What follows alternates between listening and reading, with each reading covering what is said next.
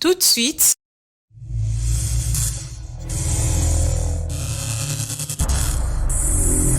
émission.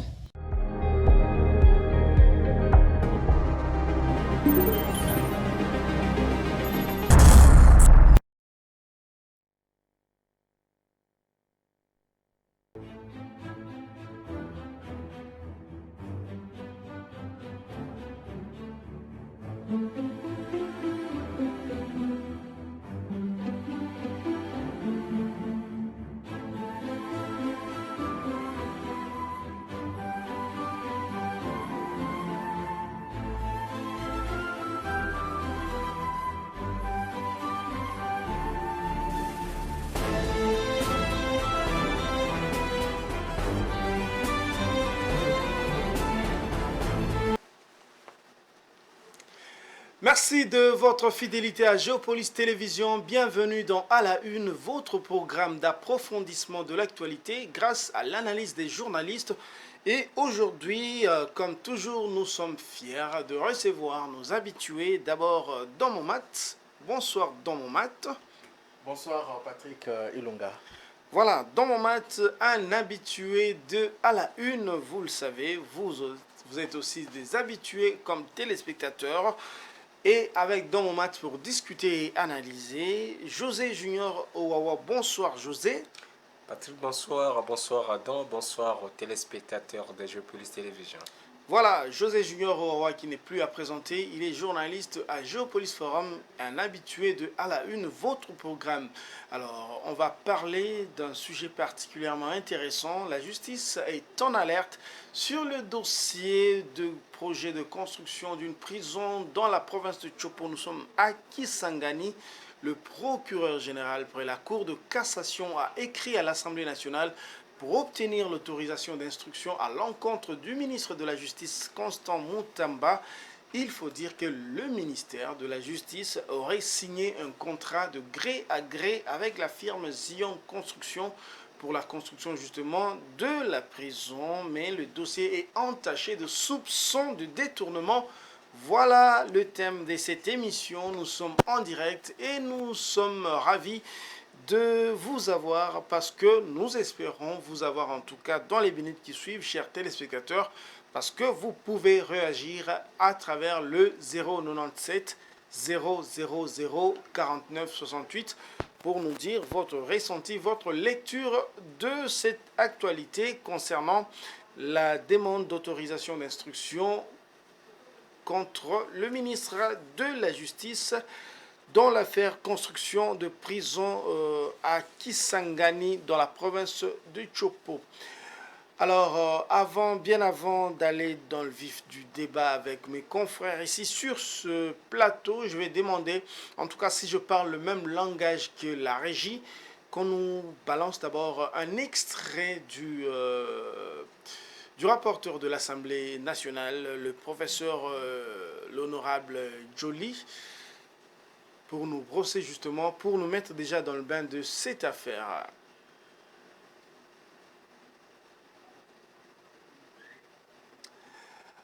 Alors, si on n'est pas encore prêt pour l'extrait de l'honorable Joly sur cette affaire, je vais commencer par dans mon mat. Et d'abord, José Junior Owawa, vous avez suivi l'actualité. L'actualité évolue très vite. Alors, pour ceux qui nous regardent à la maison et qui ne sont pas forcément journalistes, de quoi s'agit-il lorsqu'on parle de Constant Moutamba dans cette affaire de construction de prison, affaire de, on va dire, signature de gré à gré d'un contrat avec une firme. Bref, il s'agit de quoi?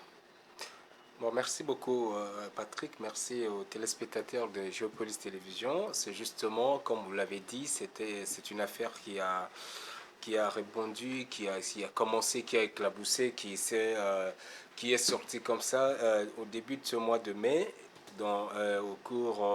le mois au cours duquel il s'est apparu dans les réseaux sociaux et puis dans la presse interposée de cette affaire de projet de construction d'une prison de haute sécurité dans la ville de Kisangani en province de la Chopo. la Chopo, voilà, de la Chopo à Kisangani. Là, nous sommes dans l'ancienne province orientale où le gouvernement de la République, après délibération en Conseil des ministres, après délibération, le gouvernement a constaté effectivement le surpeuplement de la prison centrale de Kisangani et avec beaucoup d'arrivées, parce que vous savez que dans la ville de Kisangani, il y a un peu de provinces issues de l'espace grand oriental, notamment les Haut-Uélé, les Bas-Uélé, dans une certaine mesure aussi les Touri, mais surtout les Haut-Uélé, le Bas-Uélé, qui a tous les prisonniers considérés comme les prisonniers dangereux, ils sont transférés automatiquement vers la ville de Kisangani, qui héberge un peu les prisonniers venant de tous ces grands espaces du nord du pays. Alors justement, c'est justement pour mettre fin à cette situation, au moins pour résoudre un tant soit peu la situation dans cette contrée, que le gouvernement avait pris la décision à travers le ministère de la Justice pour procéder à la construction d'une prison dite de haute sécurité pour tenter de pouvoir un peu limiter l'encombrement de la prison, le surpeuplement de la prison, pour décongestionner justement cette prison qui était devenue, je disais, un peu la prison d'une sous-région qui est d'une province dans son ensemble. Je disais que toutes les provinces issues de l'espace oriental transfèrent, même pas au conditionnel, transfèrent le prisonnier vers Kisangani, qui est une prison de haute sécurité. Alors justement, c'est dans la foulée de cette affaire qu'émerge ce projet qui, au départ, devait coûter près de 40 millions de dollars américains, pour être précis, 39 millions de dollars américains, qui devaient être décaissés par le Trésor public pour la construction de cette prison. Et malheureusement, dans la foulée de cette idée, dans la foulée de ce projet de construction de prison, il est sorti l'idée d'un secret, d'une urgence qui devait justement justifier le fait que la prison devait être construite de manière sans appel d'offres, et ça devait être fait de manière à ce que vous avez appelé de gré à gré, où les contrats ne devaient pas faire l'objet, l'annonce ne devait pas faire l'objet d'un appel d'offres, un appel d'offres qui devait concerner toutes les entreprises. Et c'est ce qui prend la décision, c'est le ministère de la Justice, et avec, comme toujours, le ministère de Finances qui devait débloquer les fonds. Et que c'est fait que non, les fonds avaient été débloqués selon le document qui circulait sur les réseaux sociaux de la presse interposée, comme quoi 19 millions de dollars avaient été débloqués par le Trésor public, par le gouvernement, pour financer justement ce projet-là. Et après le déblocage de ce fonds, il s'est avéré que les fonds, généralement les fonds la banque où les fonds avaient été logés et destinés notamment à exécuter ce genre de projets, et c'était des fonds qui n'étaient pas logés à la banque, la Raw Bank, pour ne pas citer le nom de cette banque parce que c'est officiel. Et ces fonds, le fait que les fonds avaient été créés, et les comptes, l'entreprise Xenon, je crois. Zion Construction. Zion, voilà. L'entreprise Zion Construction, qui était chargée de construire cette prison, n'avait pas de livre de compte, n'avait pas de compte dans cette banque, Robank. Il fallait faire la migration de fonds. Alors la migration de fonds a nécessité la création de nouveaux comptes bancaires pour justement faire les dépôts de ces fonds. Il s'est fait que lors de cette opération qui concernait quelques 19 millions de dollars américains, il s'est fait que les comptes ont été créés dans un temps record et qui a nécessité le versement de ce fonds.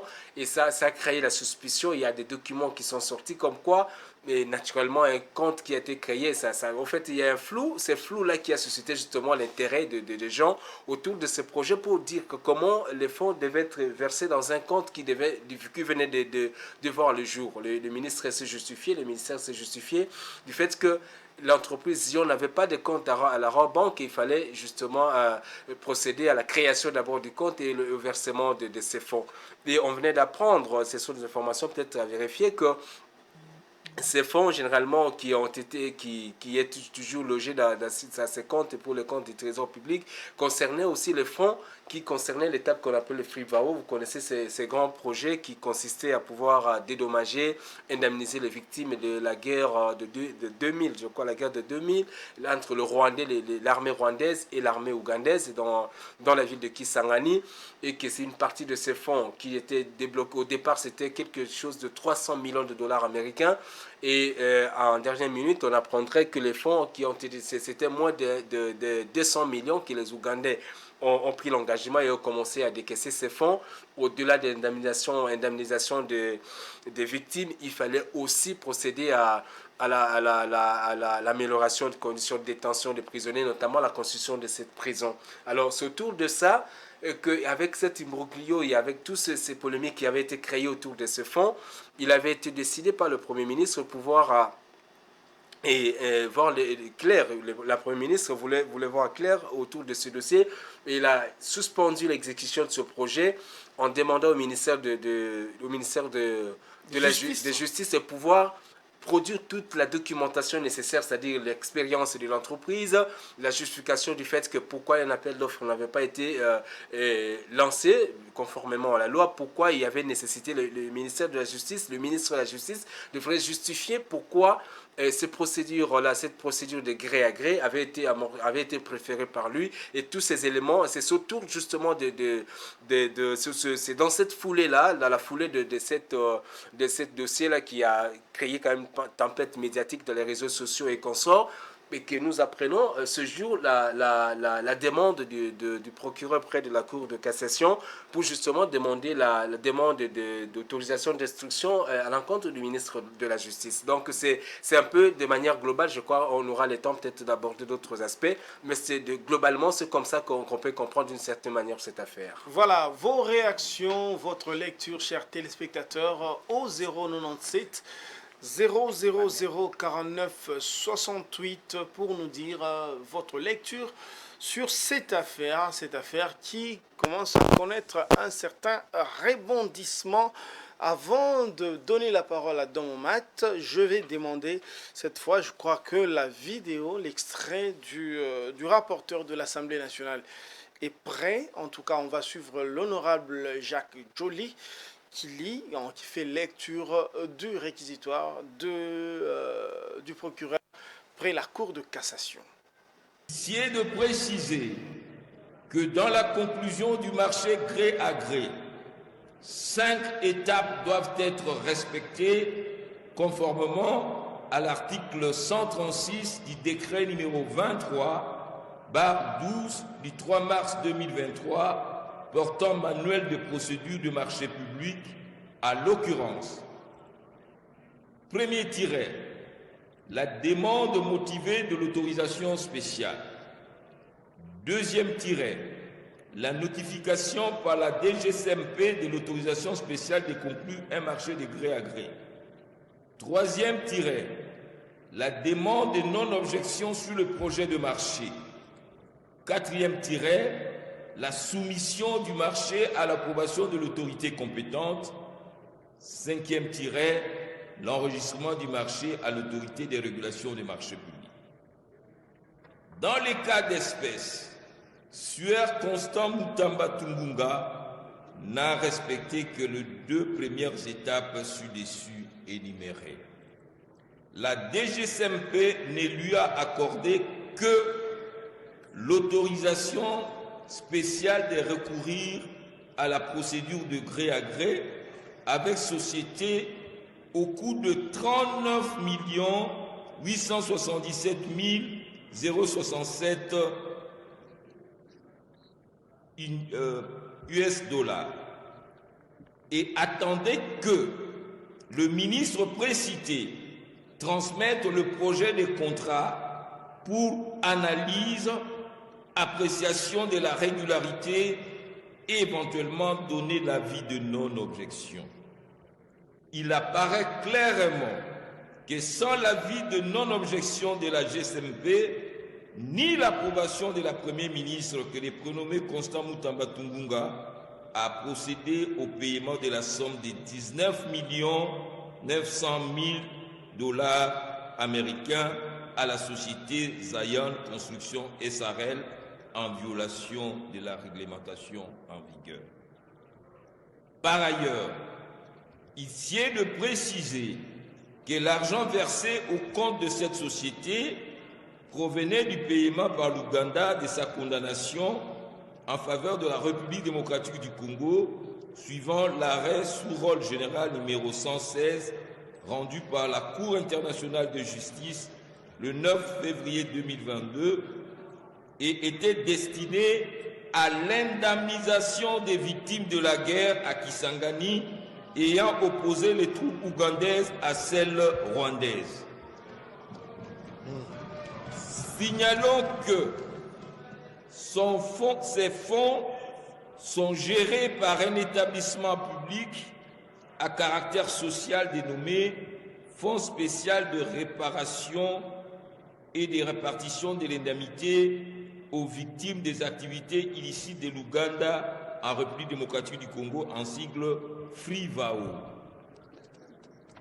Il y a lieu de noter également que la société Zion Construction SARL n'a été enregistrée au guichet unique des créations d'entreprises que le 29 mars 2024 sous le numéro KNG-24-B-01254 avec un capital social de $5 000 américains. Cette société n'a ni personnel administratif, ni personnel qualifié et n'a qu'un seul associé actif déclaré à la Direction générale des impôts. 2. Qualification légale et loi applicable. Tel qu'exposé succinctement dans leur rapport avec le droit, ces faits paraissent constituer l'infraction de détournement de deniers publics prévue et punie par l'article 145 du Code pénal livre 2 tel que modifié et complété à ces jours. Eu égard à la gravité des faits et de peines comminées par cette disposition, il est de bon droit que le ministre d'État, ministre de la Justice et garde des Sceaux, M. Constant Mutamba Tungunga, puisse donner sa version de faits et des preuves pour éclairer notre religion. Par ces motifs qui plaisent au bureau de l'Assemblée nationale d'autoriser l'instruction à charge du ministre d'État préqualifié pour détournement de deniers publics et lui permettre ainsi de présenter. Voilà, retour sur ce plateau. Merci donc Guilhem Moutela. Je crois que vous avez compris, chers téléspectateurs, déjà, c'était la lecture du réquisitoire du procureur de la Cour de cassation, dont en maths vous avez suivi. Vous suivez aussi le dossier en tant que journaliste. Déjà, le dossier arrive à l'Assemblée nationale. Quelle est la suite? Alors que l'Assemblée nationale a déjà quelques velléités, quelques députés ont des velléités de questions orales avec débat adressé au ministre de Justice. Alors, avant de répondre à votre question, je voudrais revenir un peu en arrière pour apporter certaines précisions par rapport à ce qui a été dit par mon co-débatteur ou mon confrère José Junior Owawa. Le fonds pour lequel, l'argent pour lequel le ministre Mutamba est soupçonné de détournement, comme il l'a expliqué, est tiré du fonds versé par l'Ouganda au titre de réparation pour les atrocités que le pays a commis entre 1998 et 2003. La RDC avait porté plainte devant la Cour internationale de justice et au bout de plusieurs années de procès, l'Ouganda avait été condamné à verser 325 millions de dollars américains. La RDC en réclamait au départ 11 milliards. Et l'Ouganda devrait verser 65 millions annuellement. Et jusqu'à maintenant, je crois qu'ils ont versé 130 millions de dollars américains. Et au mois de juin 2024, ces fonds ont commencé à être, puisqu'il y a eu la mise en place de FRIVAO et une identification partielle des victimes, puisque ces fonds devaient servir, selon ce coordinateur François Marabou, qui est prêtre catholique, à 69% pour indemniser les victimes à titre individuel et collectif, à 18% pour réparer les dommages causés. Et ça, c'est la partie qui est revenue au gouvernement. Et à 12%, c'était pour la réparation de biens.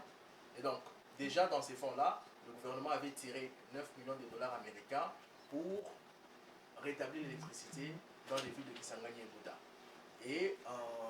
Et donc, en 2024, je disais, on a commencé avec l'indemnisation de victimes. Ouais. C'était 200 dollars. Les gens se sont plaints. On a arrêté le processus en juillet. Et en août, puisque ça tourne autour des commémorations du Génocoste, en août, le 3 plus précisément, cela a repris, l'indemnisation des victimes, l'opération a repris. Cette fois-là, les victimes touchaient 2000 dollars. Et le ministre Constant Moutamba avait dit à ceux qui avaient touché 200 dollars qu'ils allaient avoir la différence. Et en même temps, une commission avait été installée pour voir un peu ce qui s'était passé dans ces fonds-là. Là, c'était juste pour éclairer un peu d'où, dans ces fonds-là, en fait, de 130 millions de dollars américains, comme je vous ai fait voir la répartition, et j'ai aussi dit que dans ces fonds-là, déjà 9 millions de dollars avaient été tirés pour réparer, rétablir l'électricité à Kisangani. Et donc, on comprend bien que ces fonds-là servent en même temps à la réparation pour indemniser les victimes, à la réparation des biens, et il y a une partie dont l'État peut se servir pour construire des infrastructures. Notamment, ouais. Parce que déjà quand on rétablit l'électricité, c'est-à-dire qu'on peut faire autre chose dans les zones, puisque c'est au départ quelques provinces qui étaient concernées, c'est entre autres la Chopo, le Bazouélé, le Ouélé et la partie nord-est de la RDC. Donc au départ, et la Chapa. Au départ, la Chopo plutôt. Au départ, ce sont ces provinces-là qui étaient concernées. Et donc, c'est pour comprendre pourquoi, parce que certains se disaient, mais pourquoi on parle aussi qu'à Makala ici, il y a surpeuplement, pourquoi d'abord avoir choisi seulement Kisangani. Là aussi, c'est vrai, il y a beaucoup de gens dans les prisons, mais ces fonds sont destinés à bénéficier à ces provinces. Aux victimes de Kisangani. Alors, ça c'était pour comprendre d'où sont tirés les 19 millions et pourquoi c'était la ville de Kisangani qui devrait bénéficier de la construction de cette prison-là. Alors, maintenant que le dossier à l'Assemblée nationale, c'est quoi la suite? Il faut dire aussi qu'à l'Assemblée nationale, il y a eu deux députés, notamment Willy Michiki, qui avaient déposé deux questions orales avec débat, parce qu'ils voulaient comprendre comment le ministre a procédé pour conclure ce marché. Et ils en voulaient même aussi à d'autres ministres, notamment celui des Finances, qui devrait s'expliquer autour de ce dossier. Alors, au niveau de l'Assemblée nationale, ce qui va se passer, c'est qu'une commission, un peu comme pour le cas au Sénat, avec ce qui se passe avec l'ex-président de la République, une commission sera mise en place.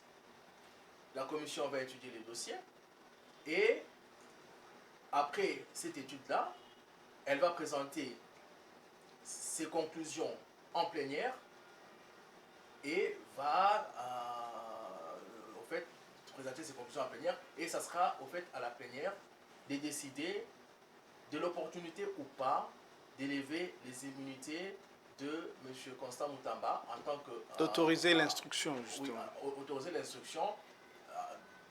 Et en ce moment-là, ce n'est pas encore de les traduire en justice. Non, ça sera pour, si, bien entendu, l'Assemblée nationale décidait en plénière d'élever ses immunités en tant que ministre pour permettre au procureur d'ouvrir l'instruction. En ce moment-là, s'ouvre le chapitre dans lequel on va chercher à en savoir un peu plus. On va chercher à l'entendre, à comprendre ce qui s'est passé avant de les traduire ou pas en justice. C'est donc ce qui devrait normalement se passer maintenant que les réquisitoires a été soumis au niveau de l'Assemblée nationale. Voilà, merci Don Mat. Oui, il faut dire que le temps avance très très vite. Les téléspectateurs ont la possibilité de réagir aussi en même temps que nous. Nous avançons avec cette émission, le numéro par lequel vous pouvez nous faire parvenir votre lecture de cette affaire. C'est le 097 000 49 68. Un petit message WhatsApp ou message normal suffit pour interagir avec nous. José Junior Wawa, on sait que on a vu que les relations entre, d'une part, le ministère, pour ne pas dire le ministre de la Justice, et d'autres corps de la justice comme les magistrats ne sont pas des plus cordiales. Est-ce qu'on peut soupçonner un combat d'arrière-garde derrière toutes ces postures autour de l'affaire de prison? Bon, nous sommes sur un terrain juridico-politique, comme vous dites, parce que le personnage en soi, c'est un acteur politique. Et les juges sont quand même des acteurs du monde judiciaire en occupant des postes, je veux dire, politiques, parce que par moment, ils sont au devant de la scène, parce qu'ils incarnent ce qu'on appelle le pouvoir judiciaire dans le pays. Et c'est ce qui s'est dit dans les réseaux sociaux, ce qui s'est dit, mais si nous, on est journalistes, on doit travailler sur base de faits, des éléments qui sont là, mais le contexte quand même laisse à penser à cette éventualité, mais ce n'est pas forcément des choses vérifiables, d'autant plus qu'aujourd'hui, vous avez un dossier, comme dont venait de le mentionner tout à l'heure ici, que justement c'est autour de ces dossiers de fonds. Vous savez qu'à son arrivée en au mois de mai 2024 à la tête du ministère de la Justice, c'est Constant Mutamba qui est aussi un Boyomé, donc un enfant de Kisangani qui a vécu dans ces milieux-là pendant cette rébellion. Vous avez vu ces images qui ont fait le tour des réseaux sociaux ici pendant que la délégation du gouvernement conduite par la première ministre Soumino était à Kisangani justement pour commémorer le génocide, le génocide congolais, et dont le point d'orgue était d'abord cette histoire-là de Kisangani, la guerre des 6 jours à Kisangani. Comment Mutamba a fondu à l'arme justement parce qu'il était touché de manière personnelle en tant que fils de Kisangani qui a vécu justement ces atrocités. C'est déjà au mois d'août, si je ne me trompe pas, que Mutamba a mis en place et a suspendu cette coordination de FIVAO sur base du rapport de l'IGF qui faisait état de malversation de fonds qui avaient été mis à la disposition de la population. A suspendu justement parce qu'il voulait y voir clair. Aujourd'hui, pendant qu'il a suspendu cette procédure-là, il a suspendu le comité qui gérait ces fonds. Il y a eu beaucoup d'opérations qui avaient été menées.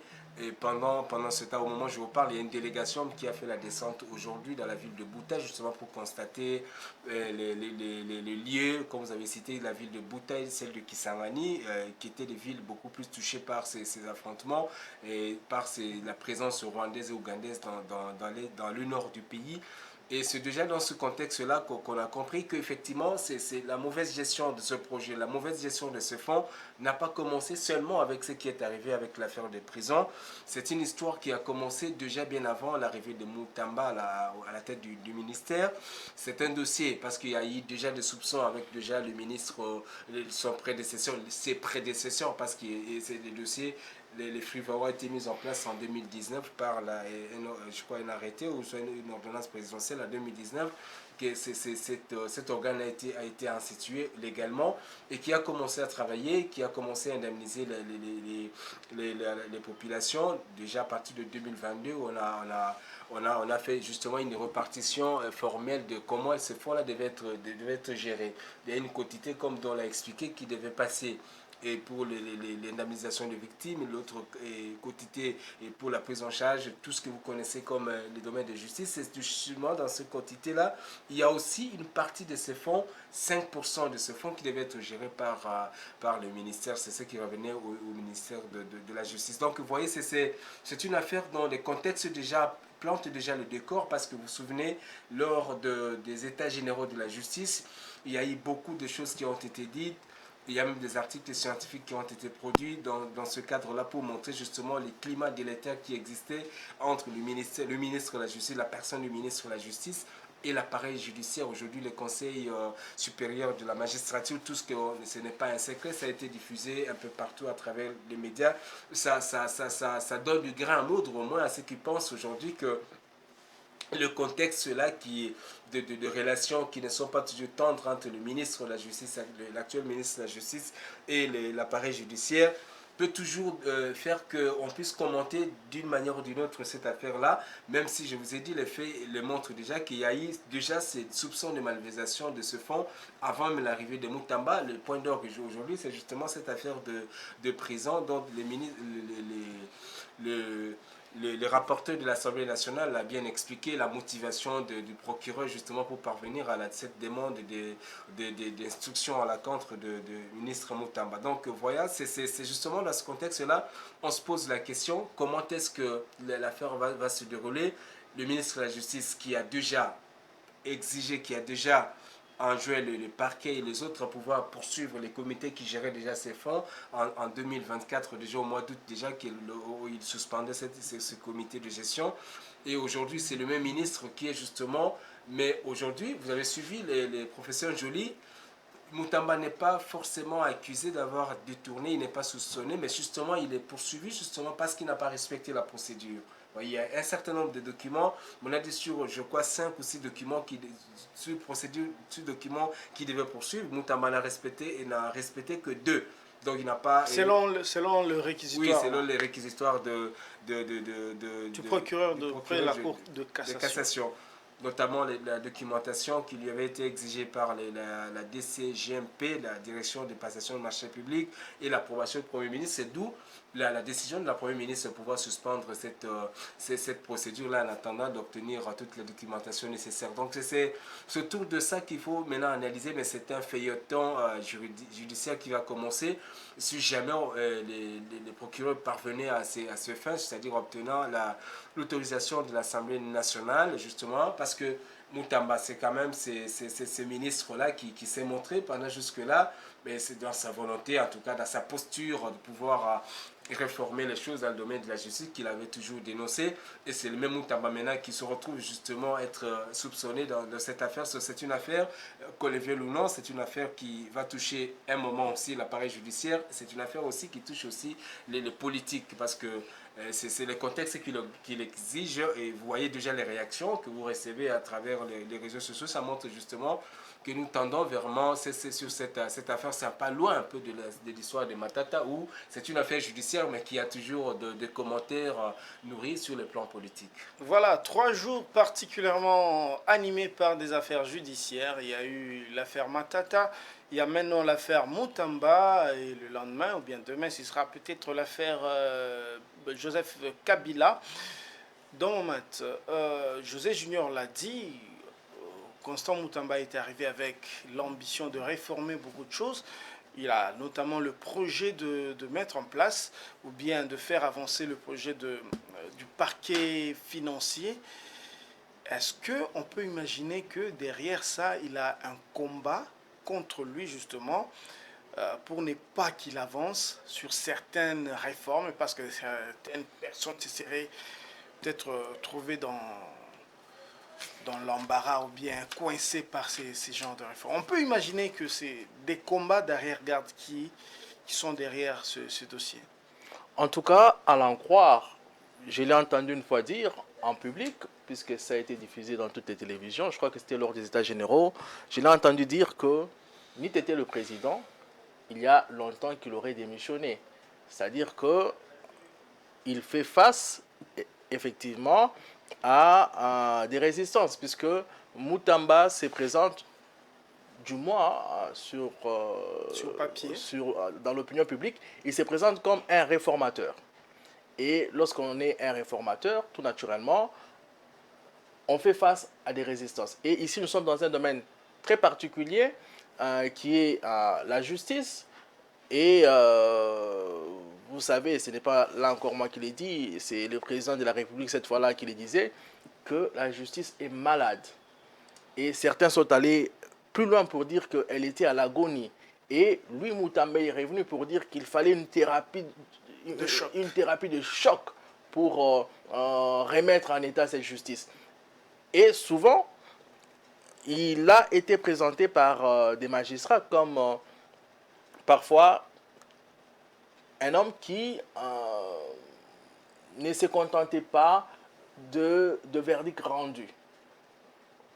Pourtant, il devrait s'en abstenir en tant que ministre de commenter les décisions de la justice. Et il a été souvent reproché de quoi de présenter au fait le magistrat comme des boucs émissaires. Et ça, on l'a vu même lors des états généraux, que la guéguerre qu'il y a eu entre lui et les magistrats, qui sont allés même jusqu'à l'accuser par rapport aux recommandations, que certaines recommandations ne sont nullement venues d'eux, c'est tout simplement venu du ministre lui-même. On peut donc, si on se bat sur ce qu'il dit, effectivement, aller dans le sens d'affirmer, de répondre par l'affirmative à votre question. Mais ici, au fait, la chose est claire. Comme on a tous suivi, il ne s'agit pas de quelque chose d'imaginaire. On reproche au ministre de n'avoir pas respecté la procédure. Et lorsque vous prenez la lettre lui adressée justement par la première ministre, qui lui avait demandé de surseoir un peu le dossier, elle lui réclamait là aussi un certain nombre de dossiers pour voir clair dans ce qui s'est fait. Et donc on peut estimer que, on peut se dire que peut-être que le ministre a commis et est tombé, a commis une erreur, a commis une erreur, disons-le comme ça, et du fait d'avoir peut-être autour de lui des gens qui lui en veulent pour telle ou telle autre raison, du fait qu'il se fasse passer pour le médecin de la justice, en détruisant parfois certains magistrats, on peut se dire que on va chercher autour de ça à vouloir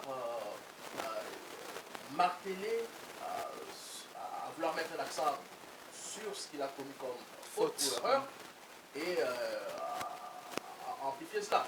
On peut peut-être se retrouver dans une telle configuration, puisque, rappelez-vous, autre chose, vous vous souviendrez que pas plus tard qu'au mois de novembre dernier, c'était lui qui demandait à ce que l'on regarde un peu... demandait à l'ANER et puis à la CNRF.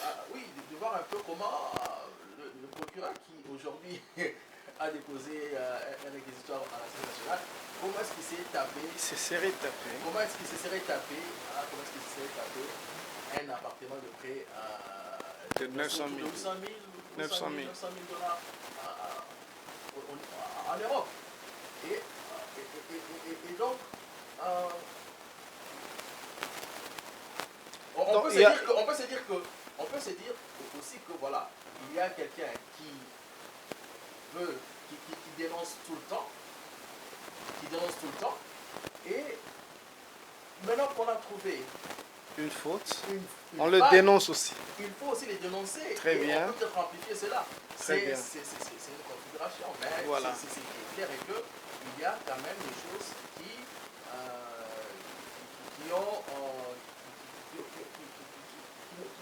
n'aident pas forcément M. Constant Moussama dans ces dossiers. Voilà. C'est le fait d'y être allé de gré à gré. Peut-être qu'il a ses arguments, parce que de gré à gré, il n'est pas... Il est légal. Il est légal. Aussi. Il est légal. Mais voilà. c'est les conditions... Il faut qu'il y ait des raisons. Oui, c'est les conditions qui justifient cela. Très bien. L'émission est toujours très courte. On commence déjà à aborder la dernière ligne droite. José Junior Wawa, peut-on s'attendre que le gouvernement réagisse d'une manière ou d'une autre? Bon, la réaction du gouvernement, pas peut-être ça, je ne pense pas que ce soit une réaction de manière formelle, hein, parce que c'est une affaire judiciaire. Le procureur a cette possibilité de pouvoir se saisir de toute affaire qui circule dans la cité. Le parquet a ces prérogatives-là de pouvoir enquêter sur tout ce que bouge à travers le pays. Il suffit seulement qu'il en juge l'opportunité, qu'il en juge la pertinence et pour justement juger. Je crois que peut-être sur le plan des équilibres institutionnels, on a dit ici hier dans le dossier Matata Pogno que ça risque justement de voir comment est-ce qu'il y a une guerre institutionnelle, un peu de guerre, peut-être pas de guerre déclarée, mais ça, nous tendons, ou soit il y a risque, il y a des ingrédients qui se réunissent pour qu'il y ait justement ce malaise au niveau institutionnel, parce que déjà dans l'entretemps, vous avez vu les relations qui sont... la condamnation de Matata qui a laissé des fissures entre l'Assemblée nationale et la Cour constitutionnelle.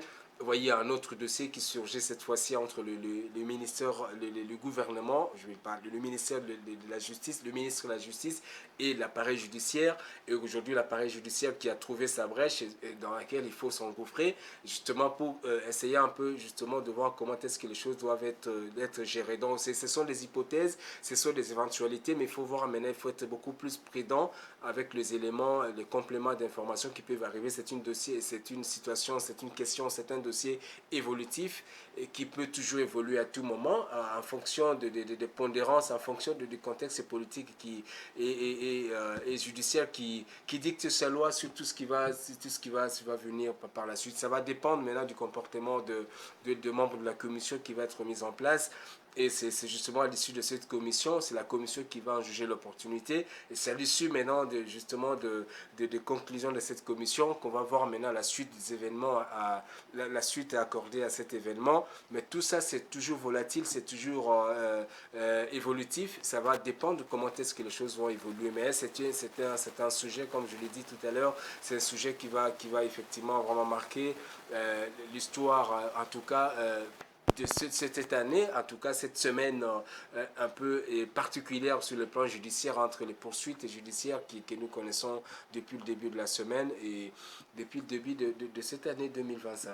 Voilà, et Dieu sait si la semaine va se terminer, comment la semaine va se terminer. Dans mon mat, c'est la dernière question. Au-delà de l'affaire elle-même, mais la surpopulation carcérale, c'est un fait. Il faut trouver des solutions. La surpopulation carcérale est un fait. On l'a rappelé ici depuis que les colons belges sont partis. Nous n'avons construit aucune autre prison. Aujourd'hui, lorsque vous prenez Kassapa, par exemple, à Lubumbashi, Kassapa, c'était vraiment éloigné de la cité. Mais aujourd'hui, vous trouvez la prison en plein centre-ville. Même chose pour Makala aussi. Même pour la prison de Kisangani, c'est en plein centre-ville. Et donc, il y a, on a tous été ici témoins de la tentative d'invasion, on appelle ça, qui a eu lieu entraînant mort d'hommes, viol de femmes et destruction d'une partie du bâtiment. Tout cela fait suite justement à la surpopulation carcérale. C'est un fait et l'un des moyens justement d'y apporter une solution durable, c'est la construction de nouvelles prisons. Mais cela doit se faire suivant les règles de l'art. Et pour un peu de ce que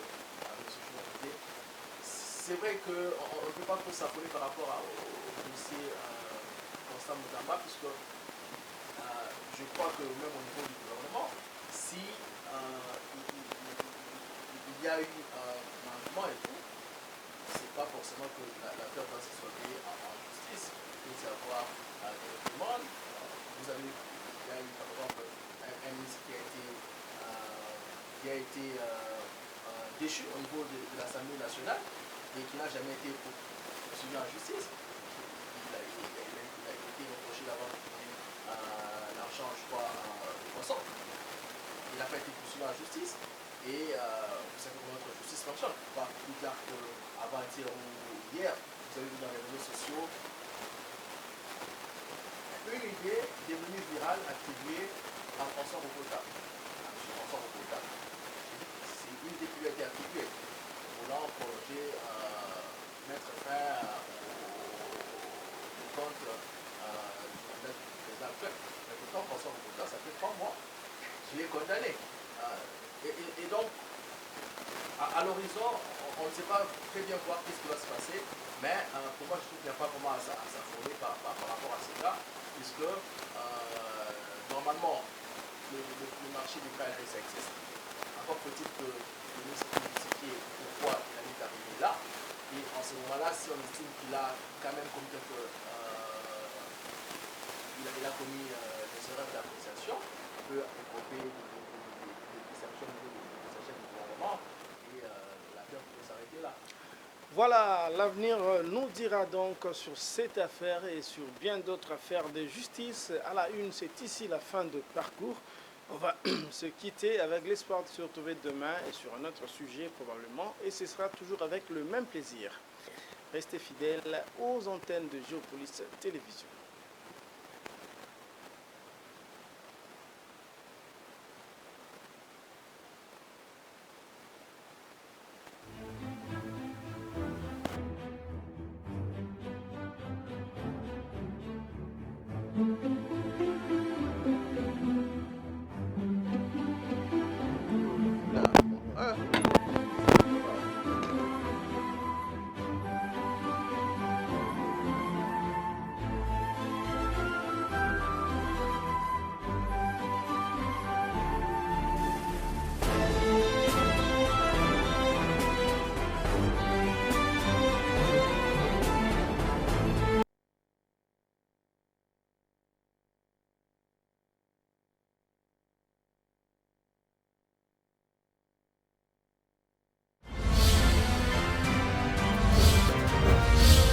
Font des promotions de l'industrie. Votre partenaire privilégié pour la réussite de vos projets.